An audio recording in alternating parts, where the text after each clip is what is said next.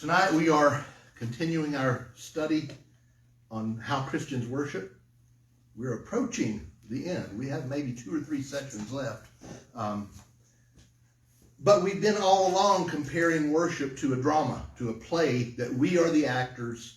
We have our script, we have our lighting, our costume, our music. We have all the pieces, our props. We have everything we need to put on this drama for an audience of one, that being God. So when we come together to worship, we're worshiping the Lord together as his people, putting on this drama of thanksgiving. So what I'm going to talk about tonight is a very important thing in drama. Timing. Timing makes all the difference. But before I do, a quick quiz. Just answer these in your minds.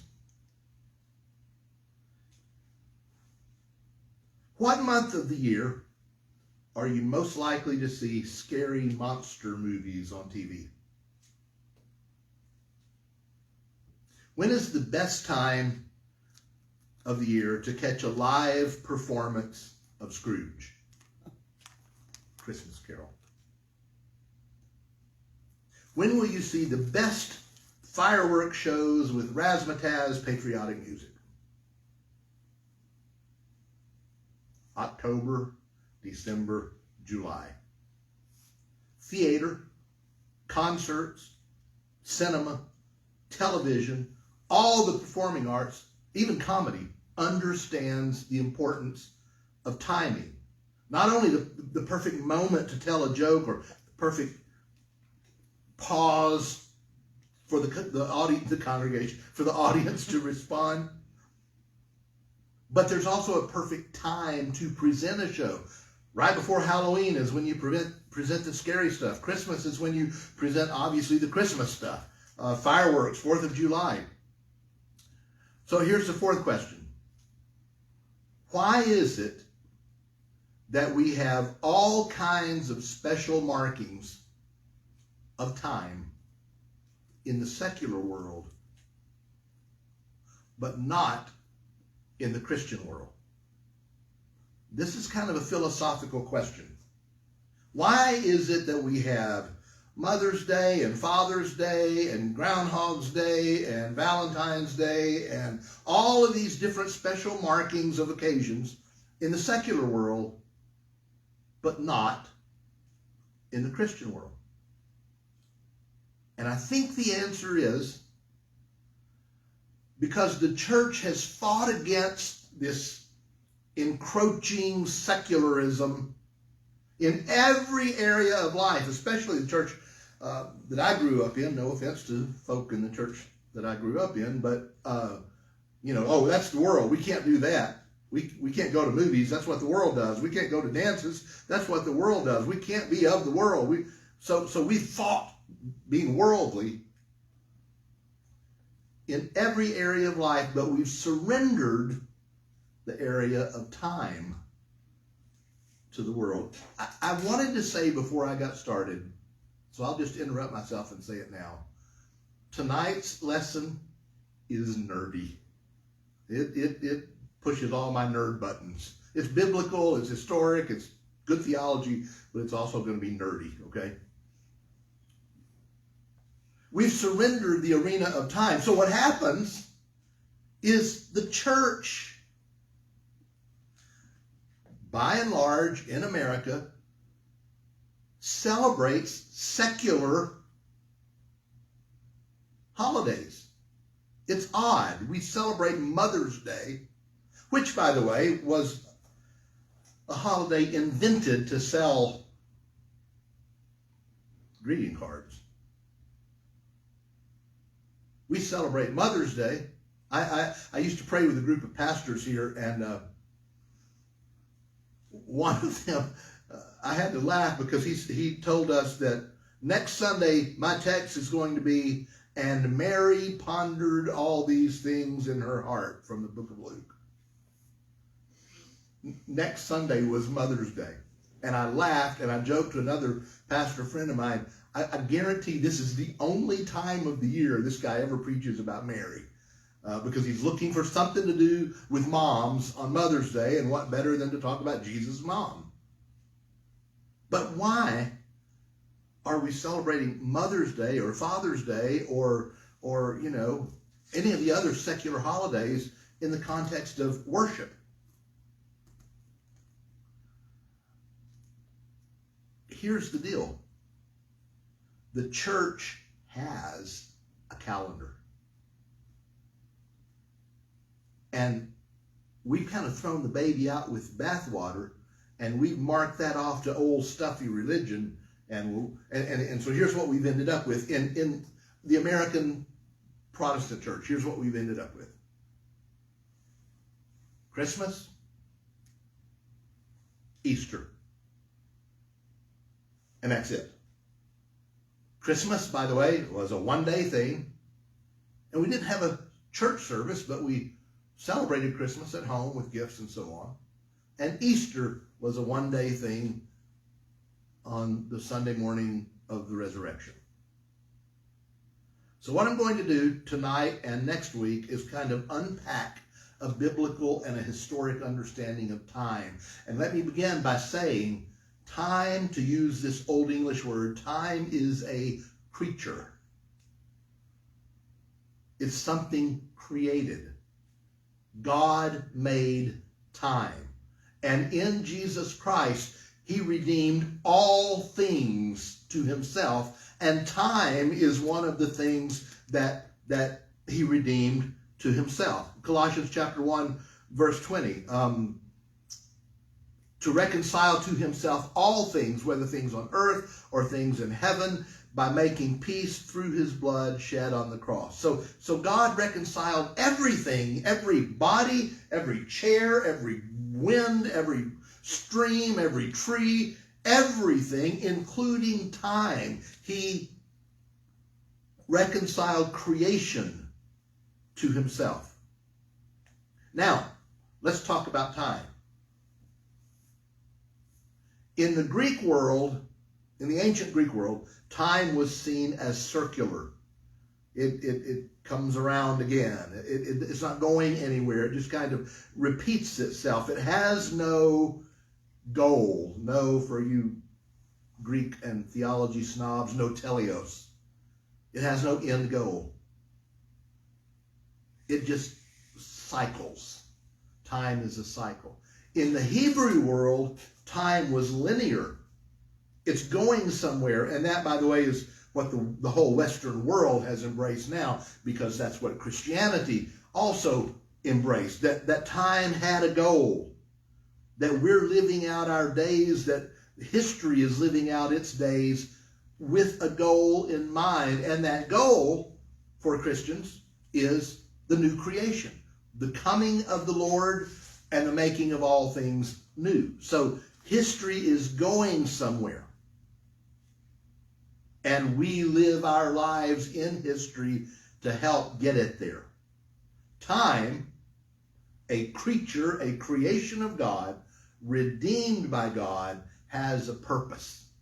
Okay, now having said that, I have to say, I told you this is going to be nerdy, but I have to give you two words in Greek for time. There are two words in Greek for time. The first is chronos.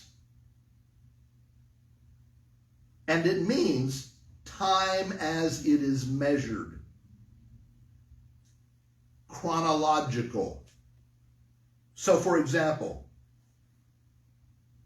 Thursday, I'm making up a date. Thursday, March 24th, 2022. That's chronos. That's a date. So the Bible says in Matthew chapter 2, verse 7, then Herod called the Magi secretly and found from them the exact time the star had appeared. That's chronos in Greek. Herod, to the wise men, tell me, when did it happen? What day, what week, what month, what time did it happen? Chronos. Time as it is marked. There's a second word in Greek, kairos, K-A-I-R-O-S. Kairos. And it means time not as it is measured, but time as it happens, as things happen. So if I were to say to you, do you remember that time that we went camping, James, and we're out on the Red River and we built a fire and you put a cow patty on the fire? And you probably don't even remember that, but I have photos of it. So if I were to say, do you remember that time? If you do remember it, you would say, well, sure, I remember that. If I were to say, what date was it? What year was it? What time was it? Who has it? We're not talking about the chronos. We're talking about the time of the event happening. You with me? So chronos, time as it is measured, is a marker for kairos, time as it happens. Let me give you one more example and then three more examples. I remember when I was a little boy, my dad would say, it's time to go to bed. It's 10 o'clock. It's time to go to bed. If Dad were speaking Greek, he would use the word chronos there. Ken, it's 10 o'clock. It's chronos to go to bed. It's time on the clock to go to bed. But if he discovered an hour later that I wasn't in bed yet, he would use another phrase. Maybe some of you have heard this from your parents. Ken, it's high time you go to bed. High time was not a reference to the clock. High time was a reference to the right moment for something to happen. High time, kairos. Now is the occasion for you to go to bed. I don't care what the clock says. Kenneth, the kairos has arrived for you to go to bed. So chronos is the measuring and the marking of kairos. Let me give you three more examples very quickly. What do these dates mean to you? June 6, 1944. November 22nd, 1963. September 11th, 2001, 9/11. All of those are chronos. They're dates on a calendar. But they mark events. D-Day, the storming of Normandy, the assassination of President Kennedy, the collapse of the Twin Towers. The chronos marks the kairos, the time in which something happens. So in a secular sense, we do the same thing with important occasions. Birthdays and anniversaries. November 22nd, Stormy's birthday. Birthdays and anniversaries, July 30th, my anniversary with Shirley. Those dates, those chronos, mark kairos events in our lives. November 22nd marks the time that Stormy was born, the kairos, the moment, the occasion, the event of Stormy being born. July 30th marks the event, the occasion, when something happened and Shirley and I got married.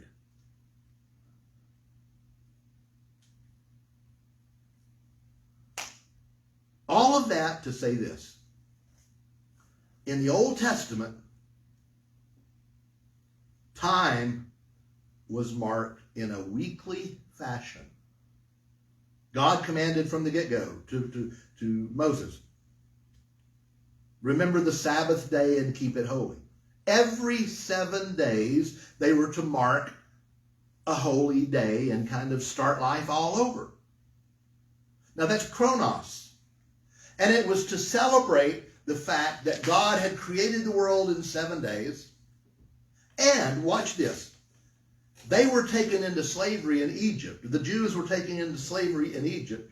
and held in bondage for generations, working ceaselessly. No weekends off for them. So when God delivers them out of Egypt, the first thing he does is institutes that weekly cycle again. Take a day of rest. Why? Because you are free. You are no longer enslaved. You are free. You're not under somebody else's beck and call. You take a day and honor that day of rest, because on the seventh day of creation, I rested, and you are with me. You're not slaves anymore. And so they mark this weekly pattern, but they also marked an annual pattern with major feasts like Passover and Pentecost and the Day of Atonement and Hanukkah and other feasts. And these things shaped their spiritual lives. In the same way, in the New Testament, we find a weekly marking, a weekly celebration, the Lord's Day, where we come together every week. We have a little mini Easter every week. We come together every week on Sunday because Jesus rose from the grave on Sunday, and we come together to celebrate the resurrection on the day that it happened. So we have this weekly cycle, but then we also have this annual cycle, which I'm going to expand on next week. We have this annual cycle that marks the life of Jesus and the life of the church. That's all I have to say tonight. I'm going to stop there, because if I go farther, I'm going to get into stuff that I can't stop. And so I'm going to save that for next week. Next week, we're going to talk about the benefit of following the church year, and we're going to look at what the church year is. And it's a lot more than Christmas and Easter. And we'll unpack all of that and show how it blesses and shapes our lives as followers of Jesus. Thank you.